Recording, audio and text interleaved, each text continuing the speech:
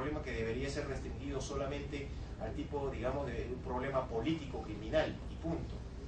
Siguiente lámina, por favor. Y en la parte microeconómica también, porque se afecta a la libre competencia, o sea, el ciudadano común y corriente, el empresario, el ejecutivo, ve que los esfuerzos y la inversión y los dineros utilizados para construir, levantar una empresa y desarrollarla superando una serie de problemas, se le da carta libre más a otras personas que se sabe que desarrollan actividades no muy santas, no muy cristianas, y sin embargo no hay una persecución por parte de la autoridad para poder simplemente castigar lo que se está desarrollando de manera ilícita y ilegal en la actividad económica.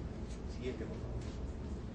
Entonces, estamos con que a raíz de esas cifras y a raíz de estas situaciones, la comunidad internacional fue emitiendo una serie de iniciativas que son las que ven en pantalla desde principios desde fines de la década de los 80 del año pasado, del siglo pasado, perdón, y relacionados con todo lo que es el combate contra el lavado de activos cuyos recursos provienen de una serie de actividades ilícitas o criminales.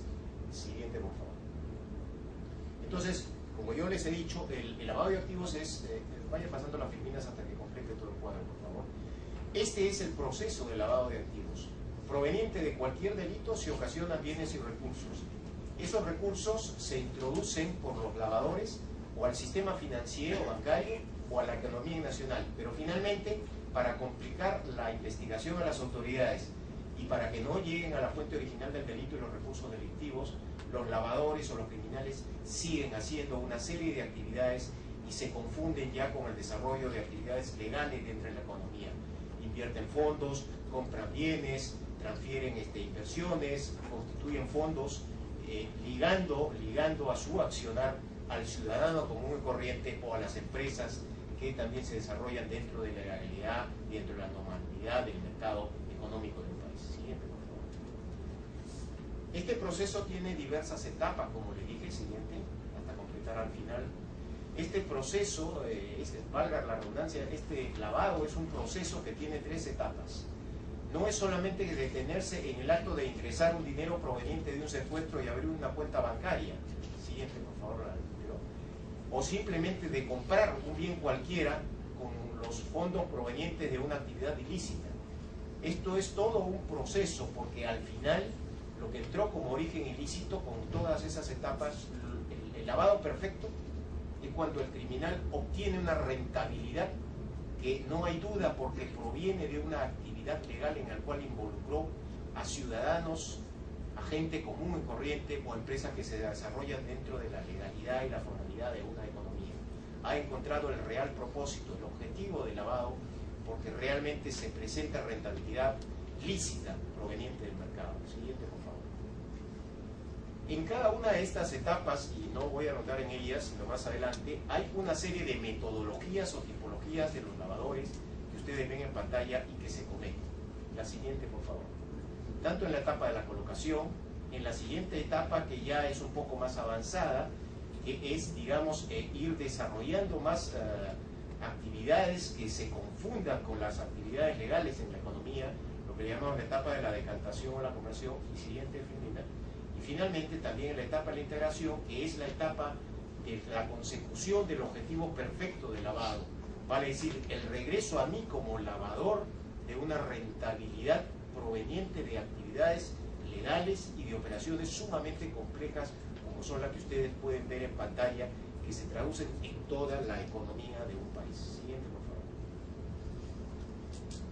Ahora, ¿qué sectores de riesgo en la economía peruana, en la economía de un país, están frente al lavado?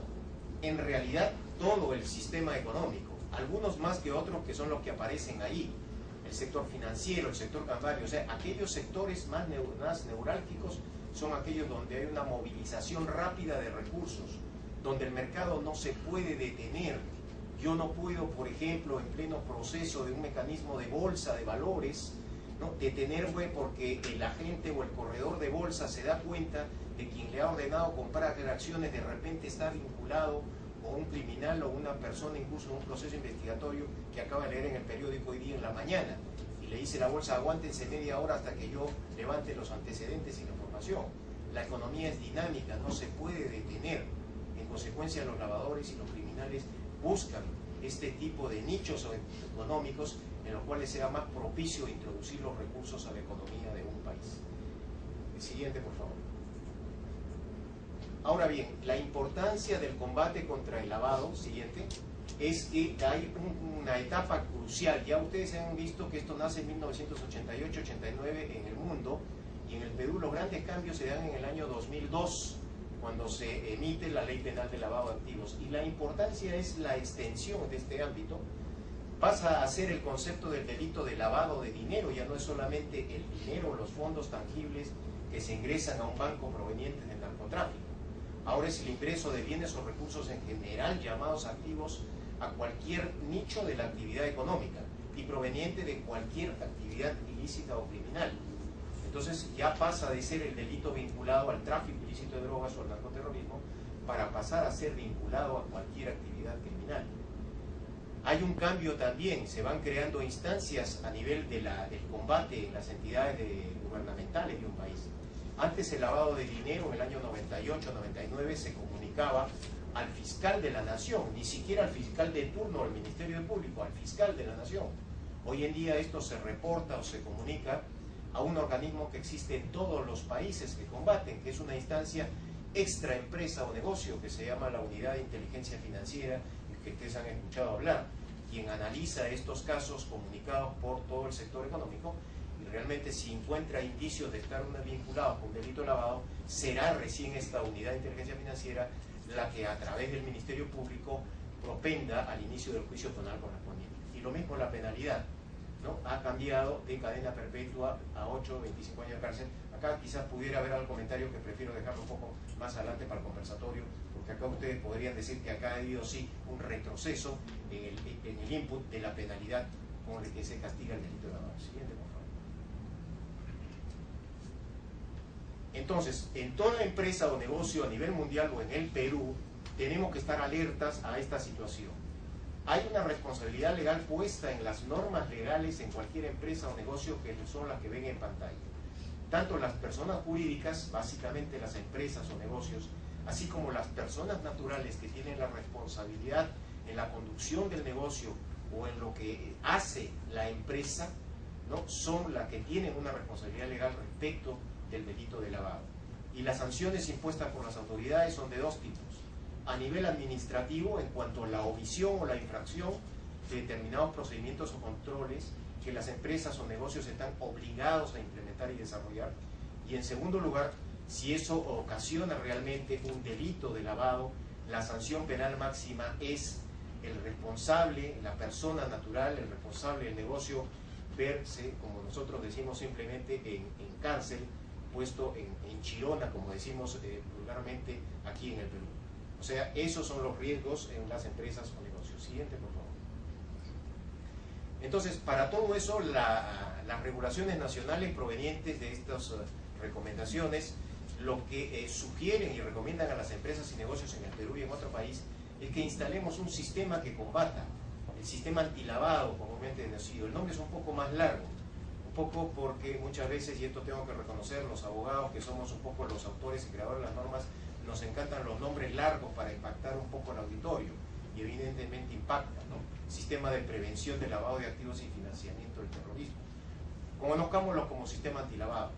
Entonces es todo un conjunto, es un sistema en sí, una serie de políticas, procedimientos, controles, que su finalidad es simplemente, establecidos de acuerdo a la ley nacional o a las recomendaciones internacionales, evitar que a través de mi empresa o mi negocio, terceras personas y básicamente los clientes, ingresen recursos provenientes de sus actividades legítimas. En una empresa todos, cada uno de acuerdo a la función o cargo que tenemos, pero todas las personas y dependencias estamos obligados de una u otra manera a implementar y desarrollar este sistema antilavado. Siguiente, por favor. El propósito es, como ya les dije, el propósito es minimizar las puertas abiertas a los criminales para que ingresen sus fondos, sus recursos, sus bienes, sus activos en general a la economía de un país cuando todos ellos han provenido de actividades criminales y ellos se están beneficiando en desmedro de toda la colectividad y de toda la ciudadanía que paga sus impuestos, que se esfuerza día a día, que trabaja y paga sus impuestos y demás. Siguiente, por favor. Este sistema, en buena cuenta, tiene una serie de componentes que los ven ustedes en pantalla. Yo les dije que era un conjunto de políticas, procedimientos, registros y controles.